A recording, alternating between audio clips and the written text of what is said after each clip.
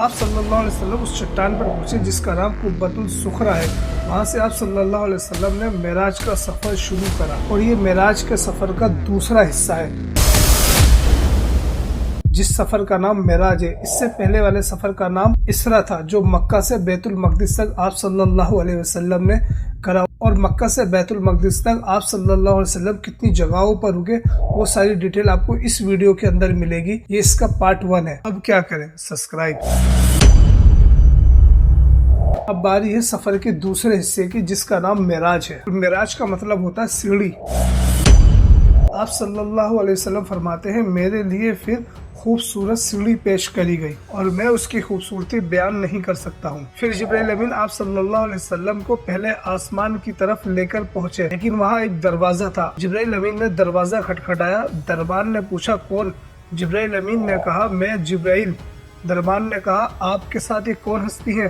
جبرائیل امین نے کہا حضرت محمد صلی اللہ علیہ وسلم۔ دربان نے نام سنتے ہی دروازہ کھول دیا، اور یہ دروازہ بیت المقدس کے سامنے ہے، اور یہی وہ دروازہ ہے جہاں سے حضرت عیسیٰ علیہ السلام کو اللہ رب العزت نے آسمان پر زمین سے اٹھا لیا تھا۔ آپ صلی اللہ علیہ وسلم پہلے آسمان پر پہنچے۔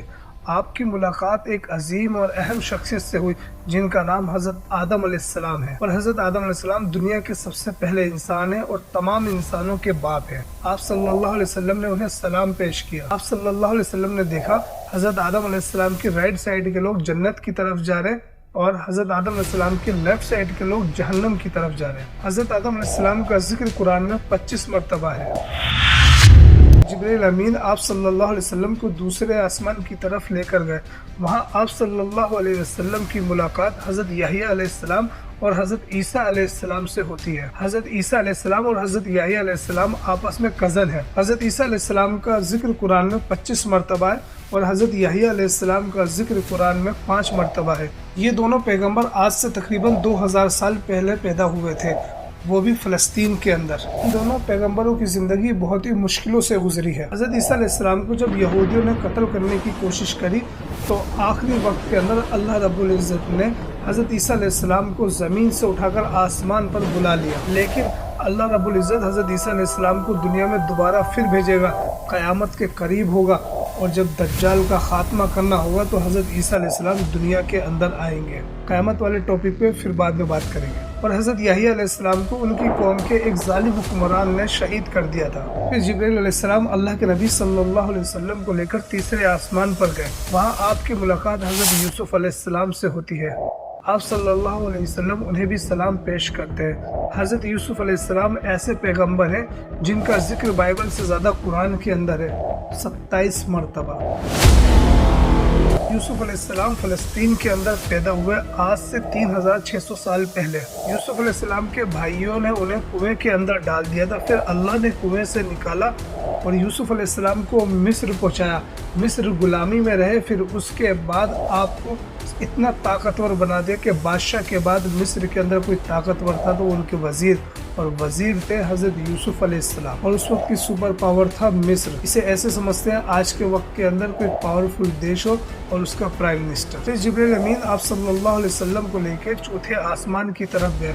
وہاں آپ کی ملاقات حضرت ادریس علیہ السلام سے ہوتی ہے۔ حضرت ادریس علیہ السلام کا ذکر قرآن میں 2 مرتبہ آیا ہے۔ حضرت ادریس علیہ السلام کو انسانوں کا تیسرا نبی بھی مانا جاتا ہے۔ حضرت آدم علیہ السلام، حضرت شیش علیہ السلام اور پھر حضرت ادریس علیہ السلام۔ اور دنیا کے اندر سب سے پہلے ظلم کے خلاف جہاد کرنے والے حضرت ادریس علیہ السلام تھے، اور ادریس علیہ السلام کو دنیا کا پہلا سائنٹسٹ بھی مانا جاتا ہے، کیونکہ پہلی بار پین یعنی قلم کا استعمال انہوں نے ہی کیا تھا۔ اس دفعہ انہوں نے ہی آسمان میں پلانٹس اور ستاروں کی موومنٹس کو آبزرو کیا تھا اور انسانوں کی زندگی کو آسان بنا دیا تھا۔ پھر جبرائیل امین آپ صلی اللہ علیہ وسلم کو چوتھے آسمان پر لے کر گئے۔ وہاں آپ کی ملاقات حضرت ہارون علیہ السلام سے ہوتی ہے۔ آپ صلی اللہ علیہ وسلم انہیں سلام پیش کرتے ہیں۔ ہارون علیہ السلام کا ذکر قرآن میں 20 مرتبہ آیا ہے۔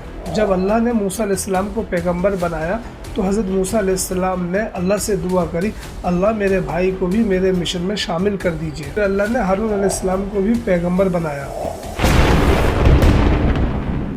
موسیٰ علیہ السلام نے ہارون علیہ السلام کو بھائی ہونے کی حیثیت سے पैगंबरी के लिए नहीं कहा था अल्लाह से, क्योंकि मूसा अलैहिस्सलाम को ऐसे शख्स की ज़रूरत थी जो उन्हें यहूदियों की किताबों के बारे में बता सके, क्योंकि मूसा अलैहिस्सलाम का बचपन और बड़प्पन फ़िरौन के महल के अंदर हुआ।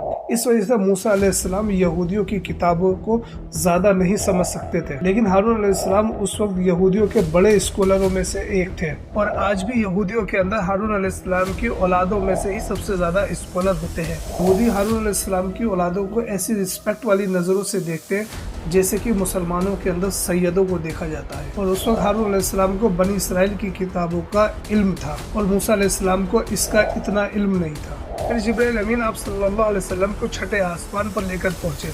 आप सल्लल्लाहु अलैहि वसल्लम की मुलाकात वहां हज़रत मूसा अलैहिस्सलाम से होती है। आप सल्लल्लाहु अलैहि वसल्लम उन्हें भी सलाम पेश करते हैं, और हज़रत मूसा अलैहिस्सलाम का जिक्र कुरान के अंदर 136 मरतबा है। मूसा अलैहिस्सलाम वो है जिनके सबसे ज़्यादा वाक़यात हैं। जब यूसुफ अलैहिस्सलाम मिस्र के प्राइम मिनिस्टर बने तो उन्होंने अपने 11 भाइयों को भी वहाँ पर बसा लिया था। काफ़ी जनरेशन तक वो वहीं रहे और फिर कुछ टाइम बाद वहाँ के रिच और स्ट्रॉन्ग कम्युनिटी बने। ये सब देखकर मिस्र के लोग इनसे डरने लगे और सोचने लगे। फिर मिस्र के लोगों ने बनी इसराइल पर धीरे धीरे जुल्म करना शुरू कर दिया, और वो जुल्म इतना बढ़ता रहा कि वो जुल्म 400 साल तक हुआ और बनी इसराइल को मिस्र के लोगों ने अपना गुलाम बना लिया। 400 साल बाद मिस्र में अल्लाह रब्बुल इज़्ज़त ने अपने पैगंबर मूसा अलैहिस्सलाम को भेजा, और 400 साल बाद यहूदियों को फ़िरौन की कैद से अल्लाह रब्बुल इज़्ज़त ने आज़ाद कराया। फिर जिब्राइल अमीन आप सल्लल्लाहु अलैहि वसल्लम को 7वें आसमान पर लेकर पहुंचे। आप सल्लल्लाहु अलैहि वसल्लम देखते हैं वहाँ एक दीवार है, उस दीवार से एक बुजुर्ग टेक लगाकर बैठे हुए हैं। तो वो बुजुर्ग थे आप सल्लल्लाहु अलैहि वसल्लम के ग्रैंड फादर यानी हज़रत इब्राहीम अलैहिस्सलाम,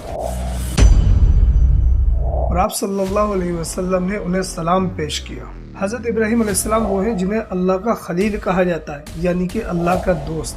हज़रत इब्राहीम अलैहिस्सलाम को नमरूद ने 40 दिन आग में रखा था, लेकिन हज़रत इब्राहीम अलैहिस्सलाम का वो आग कुछ न बिगाड़ सकी अल्लाह के हुक्म से। और आज दुनिया के अंदर सबसे ज़्यादा मुसलमान इब्राहीम अलैहिस्सलाम को याद करते हैं दुनिया के अंदर 5 वक्त की नमाज में। जिस दीवार से हज़रत इब्राहीम अलैहिस्सलाम टेक लगाए हुए थे उस दीवार का नाम था बैतुल मामूर। बैतुल मामूर वो है जिसकी कसम अल्लाह ने खाई है, और बैतुल मामूर फरिश्तों का काबा और किबला है।